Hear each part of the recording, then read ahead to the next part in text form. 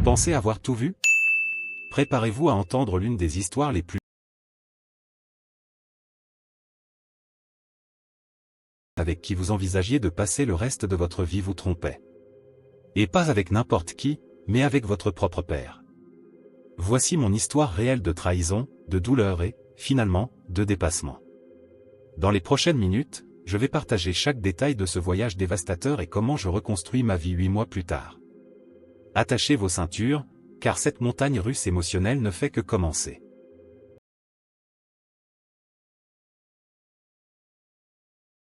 À 52 ans, je vais l'appeler B, ma mère, pauvre femme, à 50 ans, je vais l'appeler R. Comme beaucoup de ceux qui ont traversé quelque chose de similaire, je n'aurais jamais pensé que cela m'arriverait, mais nous y voilà.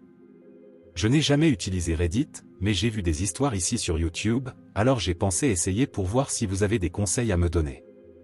D'après ce que j'ai entendu d'autres histoires, vous aimez le contexte, alors je vais essayer d'être aussi clair et précis que possible, mais cela fait déjà une semaine, donc si je commence à perdre le fil, je m'excuse.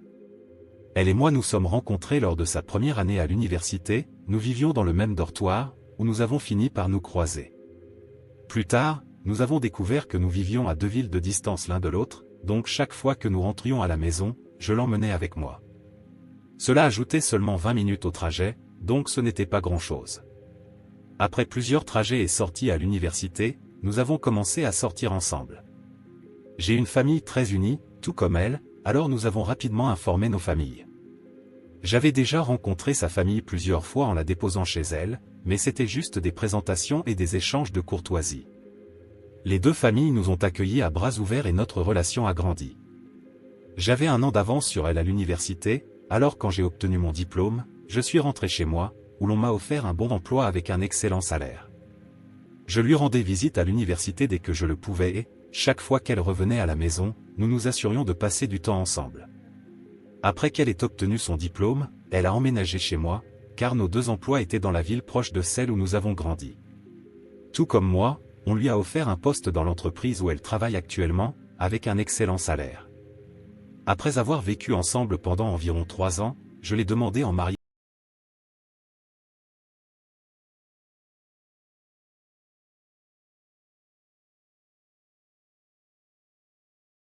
Chose que j'ai ignorée, pensant que mon père essayait simplement d'intégrer mon ex-fiancée dans notre famille. Des choses comme mon père qui l'appelait tout le temps, et si j'étais à proximité, il disait qu'il parlait de la prochaine fête de famille ou quelque chose du genre. Une fois, elle était sous la douche et son téléphone a sonné, j'ai vu que c'était mon père, alors j'ai répondu. Quand il a réalisé que c'était moi, il avait l'air à la fois contrarié et surpris que j'ai répondu. Même en écrivant ceci maintenant, je me sens idiot de ne pas avoir réalisé plus tôt. Le jour où j'ai découvert, c'était un jour comme un autre. Elle avait son jeudi de congé, alors elle avait préparé le petit déjeuner pour nous deux. Quand je suis parti pour le travail, elle m'a embrassé et m'a dit de passer une excellente journée. Pendant mon trajet à 15 heures, j'ai haussé les épaules et je me suis dit que je retournerais à la maison pendant la pause déjeuner pour les récupérer. Elle m'a envoyé des messages tout au long de la journée pour parler de toutes les choses habituelles qu'un couple discute, comme ce que nous voulions pour le dîner, si je voulais qu'elle suspende le linge qu'elle avait lavé, ces choses-là. Je ne trouvais pas nécessaire de la prévenir que je rentrerais à la maison pour déjeuner, alors quand l'heure est arrivée, je suis simplement parti d'une voiture qui ressemblait à celle de mon père dans le parking, mais je n'y ai pas beaucoup réfléchi et j'ai simplement garé ma voiture et suis entré dans le bâtiment. Quand j'ai ouvert la porte, j'ai été accueilli par une scène digne d'un film, où un homme rentre chez lui plus tôt et surprend sa partenaire en train de le tromper, un cliché total. Il y avait une traînée de vêtements, tant les siens que ceux de mon père, menant jusqu'à ma chambre, et des gémissements étouffés résonnaient dans l'appartement.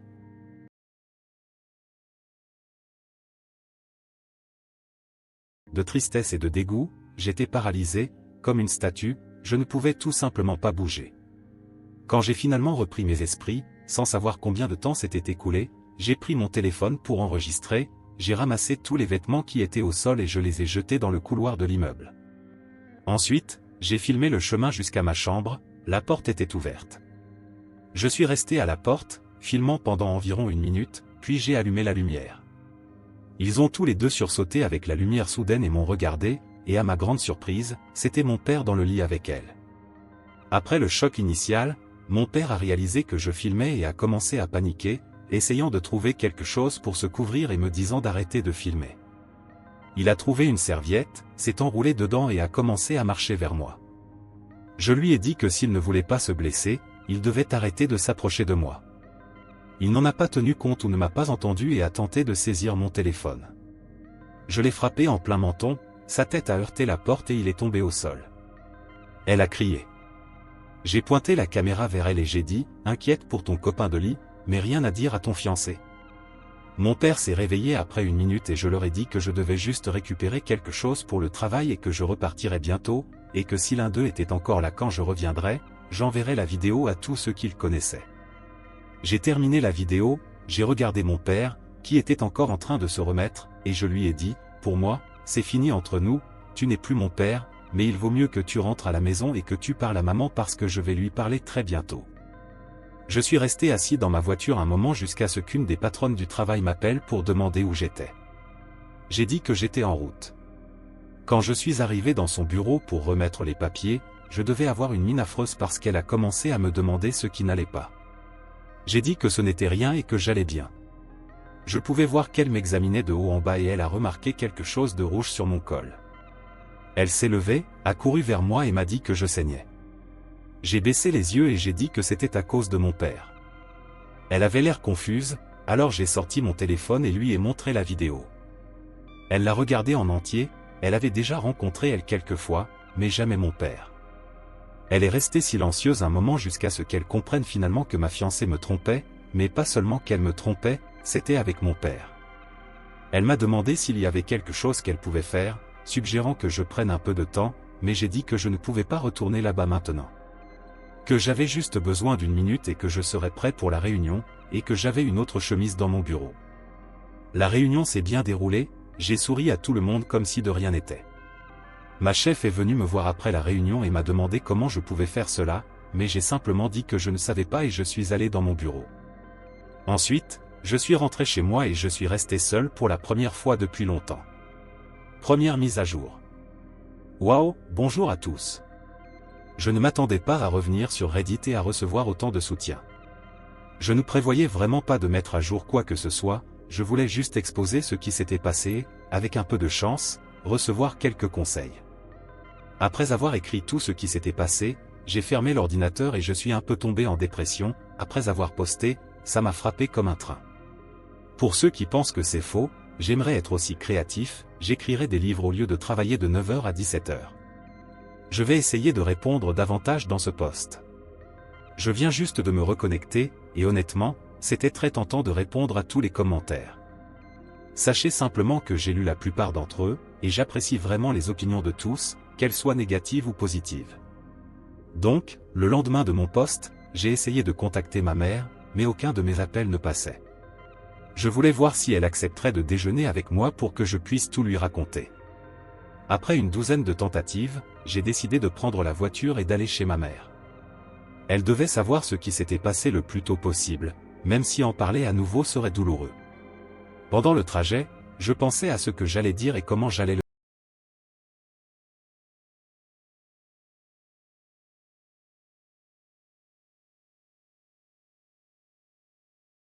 dire. Cela m'a fait paniquer, j'ai dû m'arrêter 2 fois pour vomir. Ce n'est pas tous les jours que vous devez dire à votre mère que son mari couche avec votre fiancé. Je me suis garé dans l'allée et je suis resté dans la voiture un moment pour me calmer et rassembler mes pensées. J'étais dans la voiture depuis quelques minutes quand ma mère a ouvert violemment la porte d'entrée, alors je suis sorti de la voiture. Elle a commencé à m'insulter, en me disant comment j'osais aller chez elle après avoir agressé mon père qui essayait de calmer une dispute entre elle et moi.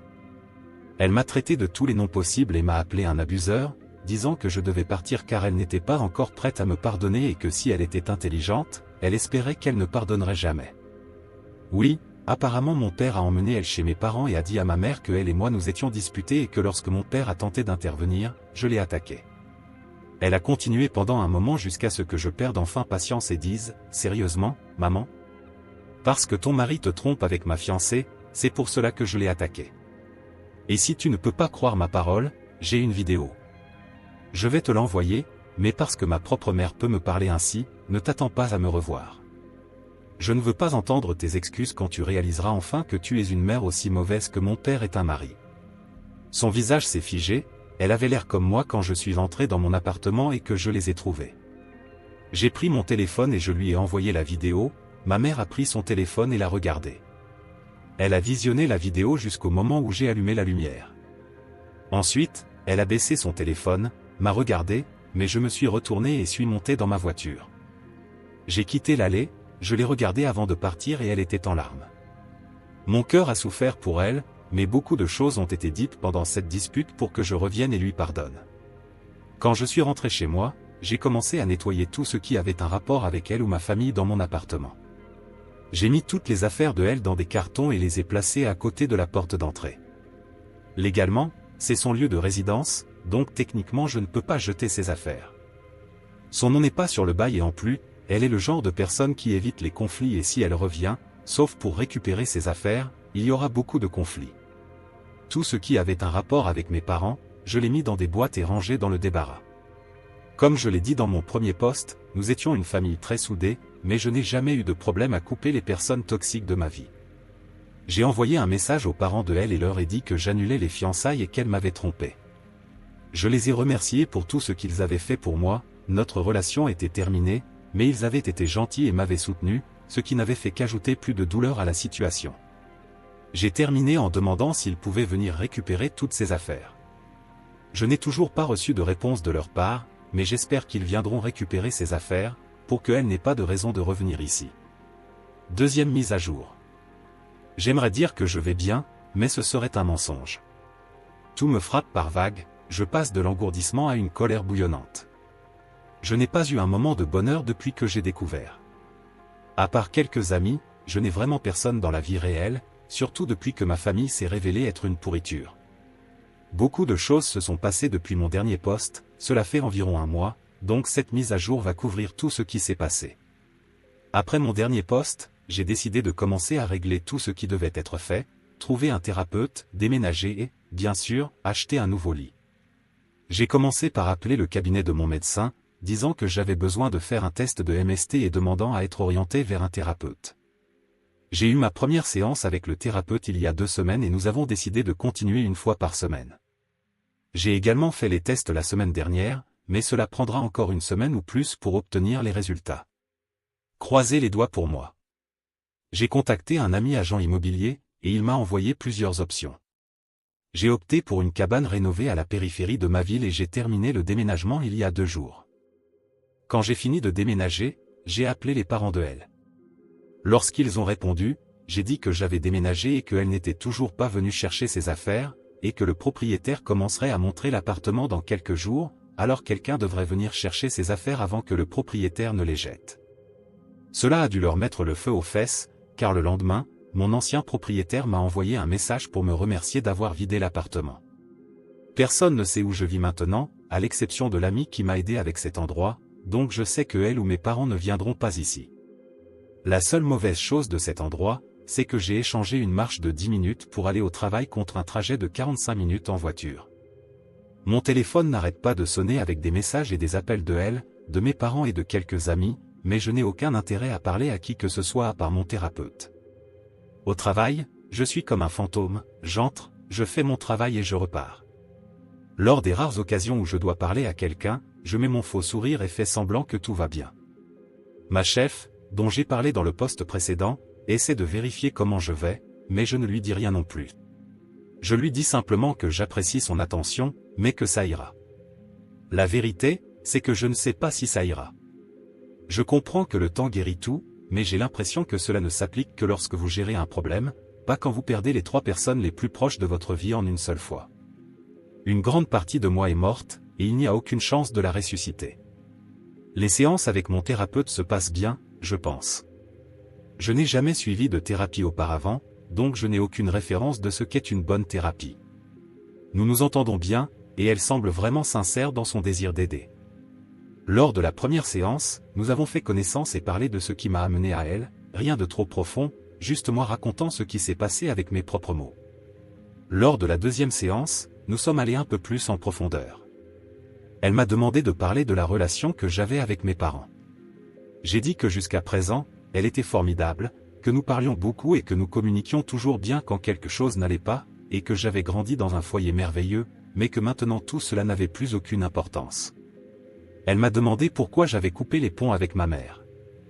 J'ai répondu qu'elle m'avait dit des choses que je ne dirais même pas à quelqu'un que je déteste, et qu'il n'y avait aucun moyen de revenir en arrière après cela. À la fin de notre dernière séance, je lui ai donné le lien vers ma page ici, pour qu'elle puisse lire davantage sur ce que je ressens et ce qui se passe dans ma tête. J'ai l'impression que c'est plus facile d'écrire les choses que de les dire. Donc, si vous lisez ceci, bonjour, docteur. Pour l'instant, je suis encore misérable. Je pensais que ça irait mieux maintenant, pas forcément heureux, mais mieux. Je sais qu'une partie de cela est de ma faute parce que je ne communique pas avec mes amis, mais quand je pense à leur répondre, cela me semble tellement épuisant. Je sais qu'ils voudront se rencontrer ou venir chez moi, mais je n'ai tout simplement pas l'énergie pour être près d'eux. D'ici là, je vais travailler, assister à mes rendez-vous et m'asseoir sur la terrasse arrière, en buvant un whisky bon marché et en essayant de profiter de cette belle vue. Je n'ai pas chassé depuis le lycée, alors peut-être que je vais m'y remettre maintenant que je peux le faire depuis ma terrasse. Dernière mise à jour, 8 mois après les faits. Dans mon dernier post, je parlais de faire des tests de MST et d'essayer de recommencer ma vie. Je suis heureux de vous informer que je suis en bonne santé et je n'aurais pas pu être plus soulagé. Je suis complètement installé dans ma nouvelle maison. Quand je vous ai parlé de ma nouvelle maison, j'ai dit que c'était une cabane rénovée. Eh bien, j'ai peut-être été un peu généreux. Elle a été rénovée il y a environ 25 à 30 ans, donc elle était un peu démodée. Avec tout mon temps libre nouvellement découvert, j'ai décidé de vraiment la rénover, et tout ce qu'il reste à faire, c'est de peindre la chambre d'amis que j'ai transformée en bureau. La seule chose que je n'ai pas faite moi-même, c'est la partie électrique et la plomberie, parce que je n'ai aucune idée de comment faire cela et aucun intérêt à être électrocuté ou à mettre la main dans un tuyau couvert de merde. Faire tout ce travail a été incroyablement libérateur et m'a aidé à clarifier mes pensées.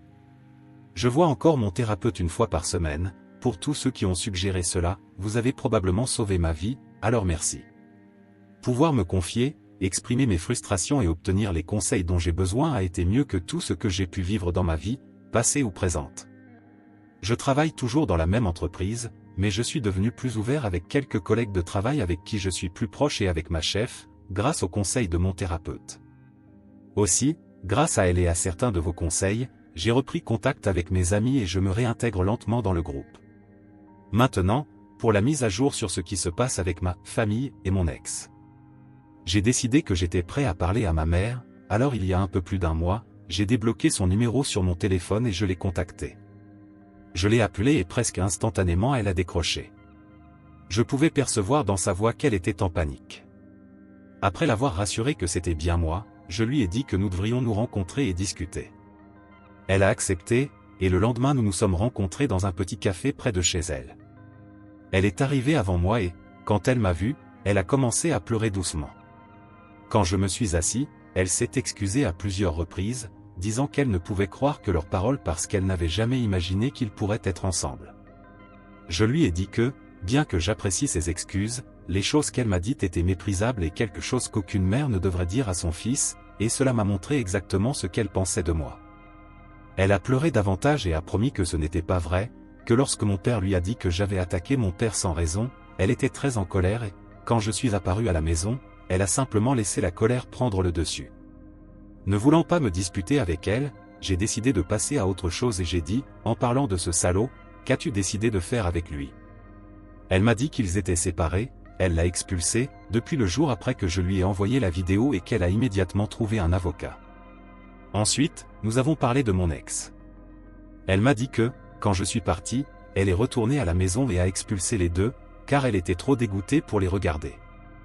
Nous avons parlé pendant environ 1 heure et, avant que je parte, je lui ai dit que j'étais dans un endroit sombre de ma vie et, à cause des choses qu'elle m'a dites, je n'avais pas ma mère quand j'avais le plus besoin d'elle, et c'est pourquoi je ne sais pas si je pourrais la voir dans ma vie. Puis, je lui ai dit que j'étais prêt à travailler sur notre relation, mais que ce serait à mon rythme. Elle m'a arrêté avant que je parte et a dit qu'elle devait me dire quelque chose d'important. Je me suis rassis, et elle m'a dit qu'elle est enceinte. Apparemment, elle est venue chez elle et lui a annoncé la nouvelle. Elle a dit qu'elle ne savait pas si c'était le mien ou celui de mon père. Elle a demandé si j'avais pris contact pour qu'elle puisse me prévenir. Évidemment, elle ne l'avait pas fait, alors ma mère l'a simplement chassée. Si vous êtes resté jusqu'à la fin de l'histoire, commentez, je suis resté jusqu'à la fin. Commentaire Monsieur Reddit. C'est incroyable de voir à quel point certaines personnes peuvent trahir la confiance de ceux qui devraient être les plus proches. Ce qui s'est passé ici n'est pas seulement une trahison, mais une véritable destruction des liens familiaux. Je comprends que l'auteur traverse une douleur immense, et honnêtement, c'est très difficile d'imaginer comment il peut avancer après tout cela. J'espère qu'il trouvera la paix qu'il mérite et qu'il continuera à travailler sur sa guérison, entouré de personnes qui se soucient vraiment de lui. Quant aux autres, il est difficile de ressentir de l'empathie. Et vous, qu'en pensez-vous? Laissez vos opinions dans les commentaires. Si vous avez aimé la vidéo, laissez un like et n'oubliez pas de vous abonner à la chaîne pour plus d'histoires et de discussions intrigantes. Et n'oubliez pas d'écouter notre podcast pour plus d'histoires inspirantes comme celle-ci, le lien est dans la description et dans la carte à l'écran. Merci d'avoir regardé et à la prochaine.